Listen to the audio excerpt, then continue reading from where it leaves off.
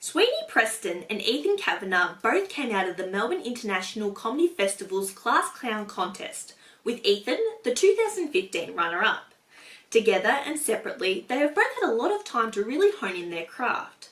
This hasn't prevented them, though, from taking the time to reflect on their lives, which they did in their recent show, Very Mature. Please welcome Sweeney Preston and Ethan Kavanagh to the show. Thank you so much, Sweeney and Ethan, for joining us on the show today. Lovely to be here. Thanks for having us. Lovely to be here. What inspired each of you to get into stand-up comedy? I met Sweeney Preston, and he was a very funny comedian. I thought I wanted to be so much more like him. Sweeney Preston was my inspiration for getting into comedy. I actually had a similar experience, but when I met Ethan Kavanagh, I went, God, that cannot be my future. And I worked as hard as I could from that day onwards to try and avert that crisis. So you both kind of just met and that's where it fell into place. Personally, I don't really remember ever meeting Sweeney. Like we've worked together for a few years now. And I don't know, I think we met maybe in 2018 or 17, somewhere around there.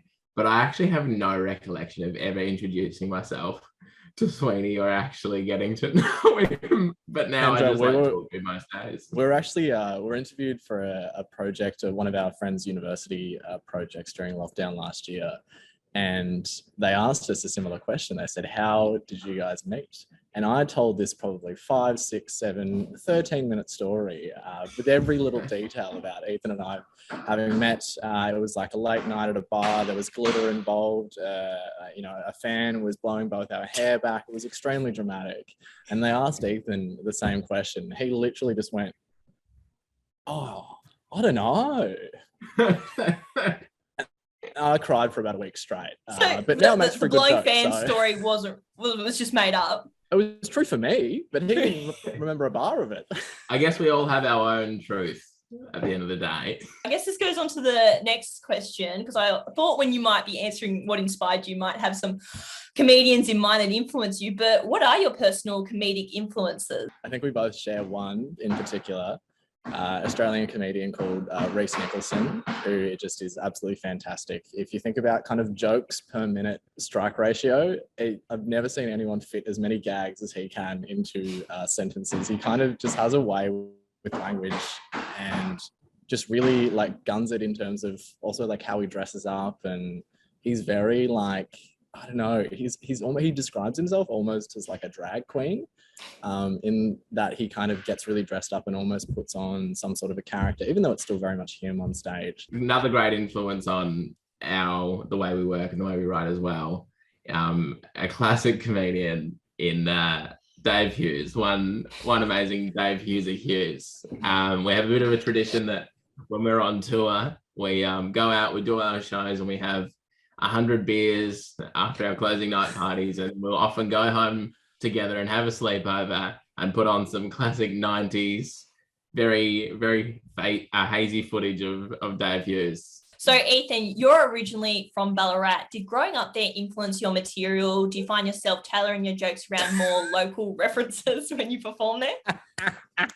Yeah. I can't wait for this answer. It's come up in the sets a few times, I reckon. I think it's I'm very lucky to have grown up in the country. I think it's a lot of people don't expect it from me as well, because I've assimilated well. But yeah, I think it's there's not really a scene in a lot of the country places. Like I'm originally from way out in the Grampians, and there's just like nothing out there. Like there used to be the Melbourne International Comedy Festival roadshow used to come through there once a year, and so sometimes we would go to that, and that was kind of my first experience of like live comedy.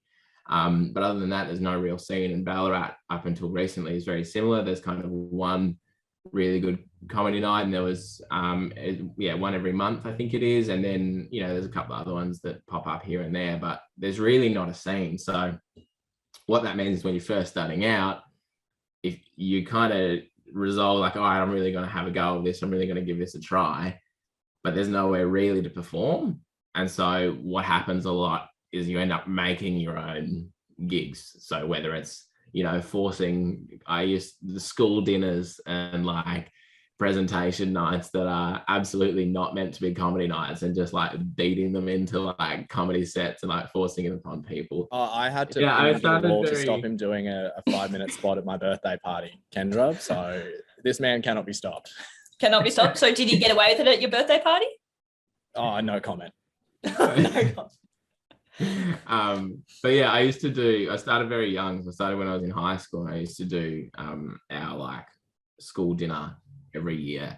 And it would be like, oh, the head of house will speak at the dinner, and then it'll be, the head of the school will speak at the dinner, and then, one of the school captain will speak at the dinner. And then for some reason, every year, Ethan will speak at the school dinner. So why didn't you get school captain then if you made so many speeches at the school dinners? I actually was spirit captain at my school, which is not Spirit captain. which doesn't sound real, but it fully was. And I still maintain that, like, if I ever go out in Ballarat, people come up to me in the pubs and grab me and yell spirit stick at me because I used to have a spirit stick as the spirit captain. We do not have the time for me to explain this. I'm so intrigued by the spirit captain now. But Sweeney, you wrote your very, very frank personal essay for Why Not earlier this year about the experience of losing 3 comedy festival shows to the pandemic. What kind of response did that generate in the scene? It was a very personal thing, but also when I kind of looked around and had been talking to people and judging from what people around me were posting on social media, I feel like while I was expressing it in that sort of a way, I feel like those words could have been written by so many people.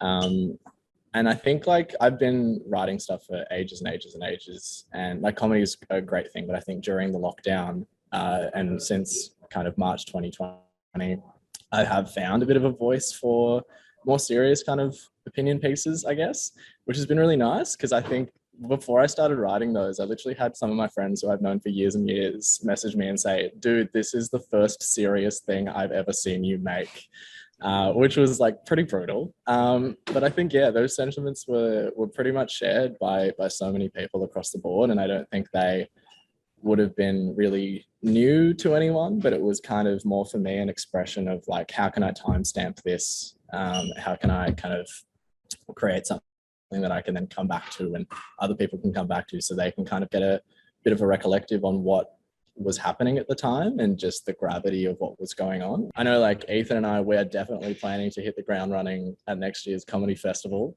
And I think a lot of other people are really just bursting for that opportunity to come back again and present something real life to people with real faces and arms and legs and all that sort of stuff.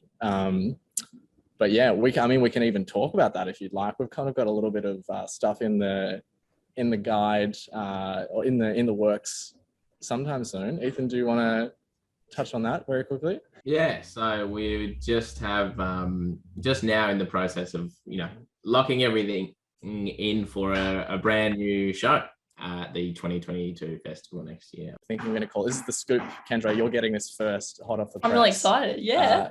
So we're going to be calling it something along the lines of presentation is everything, or presentation matters, something to do with the word presentation. Kind of like a comedic equivalent of kind of a fake it till you make it vibe. What was the response to Very Mature like during the Tasmanian tour? We both went into it being, how different can it be from just kind of, doing spots at rooms and kind of thing. And we very naive. We were just like, we'll just go and, we'll see what happens kind of thing. And we had the best time on that. It was 4 days or 5 days, I think we were there. And we learned like so much. I think like the equivalent of 2 years of like kind of professional education. It was awesome. It was so good. We just crammed so much stuff that we never otherwise would have found out. We really had to fend for ourselves. We had this big flyering day in Salamanca Market the day before our final show, where we like really just hustled so hard to kind of bring people into the show. We were getting people to buy tickets on the spot in front of us. We were doing all these weird deals with people, and we did it at the end of the show. Sorry, at the start of the show that night, we did like a make some noise if you're from Hobart, or make some noise if we met you in Salamanca Market this afternoon, and 90% of the crowd cheered. So it was a really just a sink or swim kind of time, and thank God, I think for the most part we doggy paddled our way out. Thank you so much to both of you, Sweeney and Ethan, for coming on the show today. It's been an absolute blast of an interview and really enjoyed it. But yeah, so keep an eye out for these guys at the Melbourne International Comedy Festival and the comedy scene. Thank you so much, guys. Thanks, Kendra. Cheers. Thanks, Kendra. See you later.